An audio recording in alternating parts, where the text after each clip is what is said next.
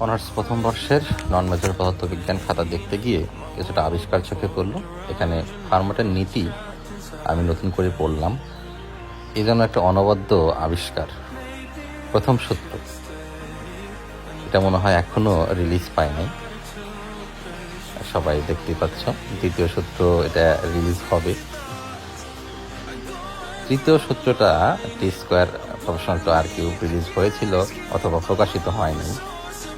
এই তো অবস্থা আবিষ্কারের শেষ পর্যায়ে আমি একটা আবিষ্কার করে ফেললাম। 3টা শূন্য প্লাস 3টা শূন্য দিলে 3টা শূন্য কীভাবে হয় সেটা সবার কাছে প্রশ্ন থাকলো। ওকে, দেখা যাক খাতায় আর কি পাওয়া যায়। এদিকে সুন্দর সুন্দর আবিষ্কার পাওয়া যাচ্ছে। এটা আগে দেখা, হ্যাঁ এটা আবিষ্কার, নতুন আবিষ্কার। এরপরে একটা চমকপ্রদ আবিষ্কার অপেক্ষা করছে সবার জন্য। এই যে একটা আবিষ্কার, হ্যাঁ অ্যাকচুয়ালি ইনভেনশন নাকি ডিসকভারি বুঝতে পারলাম না। পাশ করিয়ে দিয়েন স্যার, আমি অনেক অসুস্থ বলা আছে, আর সাথে আবার সুন্দর করে তার নামটাও লিখে দিয়েছে। তাই হোক, অনবদ্য আবিষ্কার। তো সবার সামনে আবিষ্কার তুলে ধরলাম। চেষ্টা করবো মাঝে মাঝে আবিষ্কার আনার জন্য।